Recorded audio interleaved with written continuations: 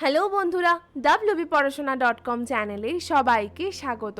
আজ আমরা দশম শ্রেণীর ভূগোলের দ্বিতীয় অধ্যায় বায়ুমণ্ডল থেকে একটি বিখ্যাত টিকা, খুব সংক্ষিপ্ত টিকা নিয়ে আলোচনা করব। টপিকটা হলো ইনসোলেশন।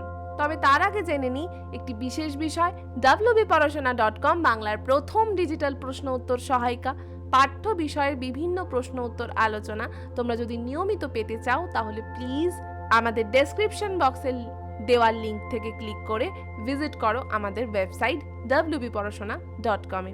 আর যারা তোমরা হোয়াটসঅ্যাপ ইউজ করো তাদের জন্য বলছি তারা প্লিজ আমাদের হোয়াটসঅ্যাপ চ্যানেলে জয়েন করে যাও। এতে তোমরা নিয়মিত বিভিন্ন পড়াশোনা সংক্রান্ত তথ্য এবং বিষয় নিয়মিত পেতে থাকবে। তাহলে চলো আর দেরি না করে শুরু করি আজকের ছোট্ট আলোচনা। ইনসোলেশন টিকা। ইনসোলেশন বিষয়টা কি? আমরা অনেক সময় ভূগোল বইতে দেখি লেখা রয়েছে ইনসোলেশন। আমরা অনেক সময় দেখি ইনসোলেশন শব্দটা ভূগোল বইতে থাকে, কিন্তু বিষয়টা কি? আমরা সূর্যের বাইরের যে পৃষ্ঠ দেখি তাকে আলোক বলয় বা ফোটোস্ফিয়ার বলে। মানে আমাদের খালি চোখের যে উজ্জ্বল আলোক বলয়টা আমরা দেখতে পাই সেটাকেই বলছি সূর্যের আলোক বলয় বা ফোটোস্ফিয়ার। এই আলোক বলয় থেকে নির্গত সূর্যালোক অতি প্রবল বেগে, মানে সেকেন্ডে 1,86,000 মাইল, মানে আমরা সেটা কল্পনাও করতে পারছি না, ঠিক এতটাই স্পিডে ক্ষুদ্র তড়িৎ চুম্বকীয় তরঙ্গ রূপে, বা যাকে আমরা বলতে পারি সহজ ভাষায় আলোক তরঙ্গ রূপে পৃথিবীতে এসে পৌঁছায়। তাই আমরা এত দ্রুত সকাল হওয়ার সাথে সাথেই চারিদিক দেখি আলোয় ভরে গেছে। একেই বলবো ইনসোলেশন বা আগত সৌর বিকিরণ।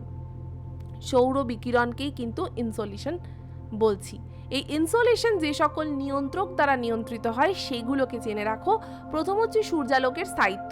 অবশ্যই সেটা ইম্পর্টেন্ট একটা বিষয়, কারণ যদি মেঘলা আকাশ থাকে, সূর্যালোকের না দেখা যায়, তাহলে সেখানে ইনসোলেশন কম হবে।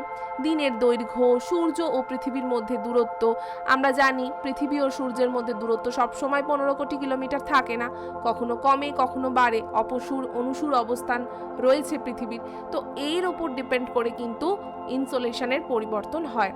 এছাড়া থাকছে সূর্যের উন্নতিকোণের পরিমাণ, সৌর কলঙ্ক ও বায়ুমণ্ডলের স্বচ্ছতা। অর্থাৎ আমাদের যে হারে আমরা পরিবেশ দূষণ করছি, অনেক সময় দেখবে পেপারে বেরোয় যে ধোঁয়াশা সৃষ্টি হয়েছে। ধোঁয়াশা কিন্তু এমন একটা পরিস্থিতি যে আকাশে সূর্যকে ভালো করেই দেখতে দেয় না। তাহলে এই ধরনের পরিস্থিতি তৈরি হলে কিন্তু এই ইনসোলেশনের প্রভাব কমবে। আলোচনা শেষ করার আগে একটা বিষয় তোমাদের সাথে শেয়ার করে নিতে চাই, ভীষণ ইম্পর্টেন্ট ইস্যু তোমাদের জন্য। তোমরা অনেকেই পড়া মনে রাখতে পারো না, তোমরা অনেকেই মোটা মোটা টেক্সট বুক সহায়িকা দেখলে বেশ ভয় পাও, বইটাই আর খুলে দেখো না। কিন্তু এরকম করলে তো চলবে না, মাধ্যমিক সামনে, তার জন্য ভালো করে প্রস্তুতি নিতে হবে। আবার তোমরা পড়তেও পারছো না এত বড় মোটা বই, তাহলে কি উপায়? wbporashona.com তোমাদের এই সমস্যার কথা মাথায় রেখেই নিয়ে এসেছে to the point ebook series. এই ইবুক সিরিজের মধ্যে আমরা মোটামুটি 30 পাতার মধ্যে পুরো সিলেবাসটাকে একত্রিত করেছি। প্রতিটা অধ্যায়ের সমস্ত গুরুত্বপূর্ণ তথ্য থাকছে এই ইবুকে।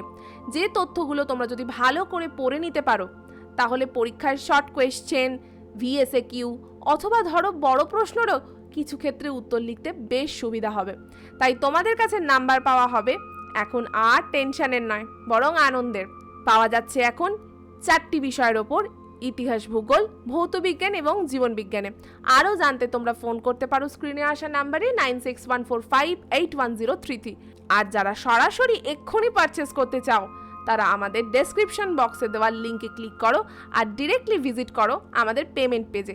সেখানে পেমেন্ট করার সাথে সাথেই তোমাদের 24 ঘন্টার মধ্যে এই ইবুকগুলি তোমাদের স্মার্টফোনে পৌঁছে যাবে।